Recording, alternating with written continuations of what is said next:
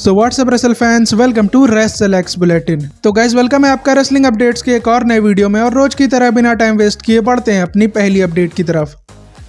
सबसे पहली अपडेट जुड़ी है स्मैकडाउन की व्यूअरशिप से, जिसे इस बार ब्रॉक लेसनर ने थोड़ा संभाल लिया है, क्योंकि एजे ली के रिटर्न के बाद यह पहला स्मैकडाउन का शो था जहां पर स्मैकडाउन की व्यूअरशिप डाउन नहीं हुई है, क्योंकि इस बार स्मैकडाउन को 1.34 मिलियन व्यूअरशिप मिली है, जिसमें पिछले हफ्ते से 2% का इंक्रीज भी हुआ है। बाकी इस हफ्ते ब्रॉक लेसनर और जॉन सीना दोनों में से कोई भी स्मैकडाउन के शो पर नहीं आने वाला, तो देखना इंटरेस्टिंग होगा कि ट्रिपल एच इस व्यूअरशिप को कैसे मेंटेन करते हैं।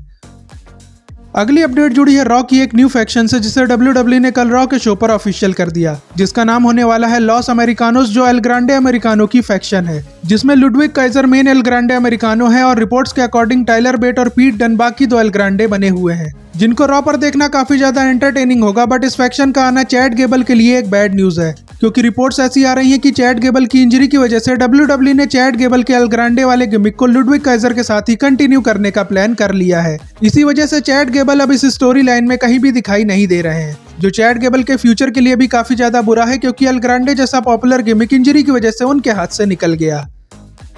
नेक्स्ट अपडेट जुड़ी है बेली से, जिन्होंने अपनी पुरानी दोस्त इयो स्काई के ऊपर शॉट लिया है, जिसमें इयो स्काई ने रॉ के बाद रोते हुए अपनी वीडियो शेयर की थी, जिसमें वो आस्का और कायरी जेन के धोखा देने से परेशान थी, जिस पर बेली ने क्या रिप्लाई दिया है उसे आप स्क्रीन पर देख सकते हो, जिसमें बेली इयो स्काई को उनके पास्ट के बारे में याद दिलाना चाह रही हैं, जहां पर उन्होंने बेली को डैमेज कंट्रोल से निकालकर धोखा दिया था, और अब जाकर इयो स्काई को भी उनके कर्मों का फल मिल चुका है, जो कि बेली याद दिलाना चाहती हैं।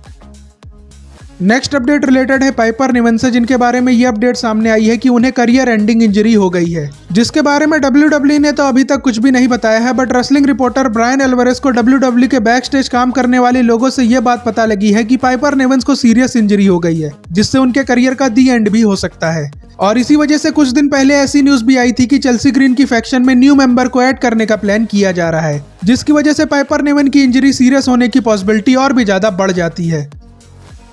अगली अपडेट जुड़ी है ब्रॉक लेसनर से, जिनके क्राउन जूल स्टेटस को लेकर एक मेजर अपडेट सामने आई है, जिसके अकॉर्डिंग WWE ने क्राउन जूल का जो पोस्टर रिलीज किया है उसमें रोमन तो दिखाई दे रहे हैं, जिससे ये तो कंफर्म है कि रोमन क्राउन जूल में अपीयर होंगे। बट दुख की बात यह है कि ब्रॉक लेसनर को WWE ने क्राउन जूल के लिए एडवर्टाइज नहीं किया है, जिसका मतलब यह है कि ब्रॉक लेसनर अब टाइम ऑफ पर जा चुके हैं, जिससे सीना और ब्रॉक के रीमैच की जो पॉसिबिलिटी थी वो भी यहाँ पर एंड होती है। लेकिन अच्छी बात यह है कि सीना और ब्रॉक वॉर गेम्स मैच में आमने सामने आ सकते हैं, क्योंकि ये तो मैं आपको पहले ही बता चुका हूं कि पॉल हेमन और ब्रॉक की नजदीकियां बढ़ने की वजह से ब्रॉक लेसनर विजन की तरफ से वॉर गेम्स मैच में compete करने वाले हैं। इसीलिए ब्रॉक लेसनर का रिटर्न आप सर्वाइवर सीरीज वॉर गेम्स के जस्ट पहले एक्सपेक्ट कर सकते हो, जहां पर वो सेथ रॉलिंस की टीम के सरप्राइज पार्टनर बनकर रिटर्न करेंगे। और जॉन सीना के भी वॉर गेम्स मैच में होने की पॉसिबिलिटी है, तो यहाँ पर जॉन सीना और ब्रॉक एक बार फिर से आमने सामने आ सकते हैं।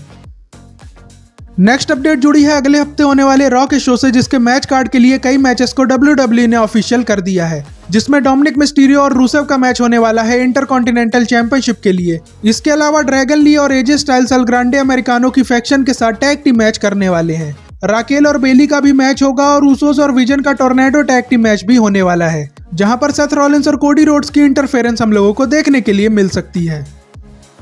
अगली अपडेट जुड़ी है एजे ली के रिटर्न से, जिसके पीछे की प्लानिंग कब शुरू हुई उसके बारे में एजे ली ने इंस्टाग्राम पर पोस्ट शेयर करके उन फैंस की गलतफहमी को दूर किया है, जो ये सोच रहे थे कि एजे ली के रिटर्न को काफी महीने पहले से प्लान किया गया था। जिस पर एजे ली ने ये रिवील किया है कि एजे ली के कमबैक करने का प्लान उनके रिटर्न के जस्ट 1 महीने पहले ही कंफर्म किया गया था, जिसकी वजह से एजे ली ने अपने रिटर्न को केओटिक फेरी टेल का नाम भी दिया है। और 1 डेकेड तक रेसलिंग से दूर रहने के बाद इतने शॉर्ट नोटिस पर उन्होंने रेसलपलूजा में जो परफॉर्मेंस दी, उससे वो खुद के ऊपर काफी ज्यादा प्राउड भी है। बाकी जिन जिन लोगों ने एजे ली को रिटर्न करने में हेल्प की, उन सबको एजे ली ने इस पोस्ट में थैंक यू भी बोला है, जिसे आप स्क्रीन पर देख सकते हो। अगली अपडेट जुड़ी है कोडी रोड्स और ड्रू मैकिंटायर के रेसलपलूजा वाले मैच से, जिसके बारे में एक मेजर अपडेट सामने आई है, जिसमें यह बताया गया है कि कोडी रोड्स ने खुद रेसलपलूजा में चैंपियनशिप हारने के लिए क्रिएटिव टीम के सामने आइडिया पिच किया था, जिसमें कोडी रोड्स चाहते थे कि रैंडी ऑर्टन उनके मैच में इंटरफेयर करके उन्हें चैंपियनशिप कॉस्ट करा दें, जहां से रैंडी ऑर्टन और कोडी रोड्स की स्टोरी स्टार्ट हो। बट क्रिएटिव टीम ने इस आइडिया को कैंसिल कर दिया, जिसके पीछे का रीजन मेरे हिसाब से तो यही हो सकता है कि WWE कोडी और सेथ के मैच को ही क्राउन जूल में कराना चाहती थी, और कोडी रोड्स और रैंडी ऑर्टन की स्पेशल फ्यूड को WWE ने रेसलमेनिया के लिए बचा कर रखा होगा, इसीलिए WWE ने अभी इस प्लान को ड्रॉप कर दिया। बाकी WWE अगर कोडी के इस प्लान को एग्जीक्यूट कर देती तो उस पर आपका क्या रिएक्शन होता, वो आप कमेंट करके जरूर बताना।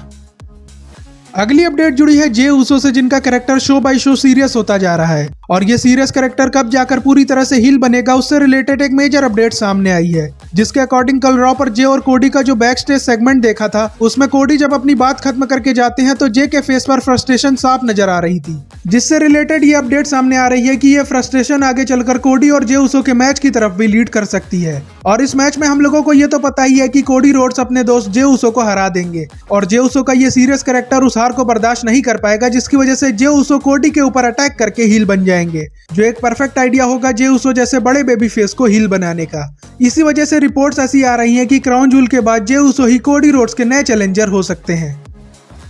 अब बढ़ते हैं अपनी फाइनल अपडेट की तरफ, जो जुड़ी है जॉन सीना और एजे स्टाइल्स के मैच से, जिसके बारे में जॉन सीना ने ट्वीट करके फैंस के अंदर फिर से उम्मीद जगा दी है और इस बार शायद फैंस को निराश नहीं होना पड़ेगा, क्योंकि हम लोगों को यह पता है कि जॉन सीना की अगली अपीयरेंस क्राउन जूल में ही होने वाली है और ब्रॉक लेसनर तो क्राउन जूल में आने नहीं वाले, तो WWE एजे स्टाइल्स और जॉन सीना के मैच को ही सोशल मीडिया के थ्रू क्राउन जूल के लिए ऑफिशियल कर सकती है। और वैसे तो जॉन सीना के सोशल मीडिया पोस्ट को ज्यादा सीरियसली नहीं लेना चाहिए, बट जॉन सीना ने एजे स्टाइल्स के साथ मैच को क्लियरली अपने ट्वीट में मेंशन किया है, जिससे साफ पता लग रहा है कि WWE ने ही जॉन सीना से ये ट्वीट करवाया है। और अब देखना जैसे ही क्राउन जूल पास में आएगा तो WWE इस मैच को ऑफिशियल भी कर देगी और फिर WWE ऐसा दिखाएगी कि उन्होंने फैंस की डिमांड पर ऐसा किया है, बट असल में तो ये मैच WWE ने ऑलरेडी प्लान कर रखा होगा, जिसमें हम लोगों के लिए फायदे की बात तो यही है कि हम लोगों को एजे स्टाइल्स और जॉन सीना का मैच एक आखिरी बार देखने के लिए मिल सकेगा। बाकी इसी के साथ आज की वीडियो यहीं पर एंड होती है, बट जाने से पहले आप चैनल को सब्सक्राइब कर लेना और वीडियो को लाइक शेयर करना मत भूलना। और अब आपसे मिलते हैं नेक्स्ट वीडियो में, तब तक के लिए good bye and see you soon.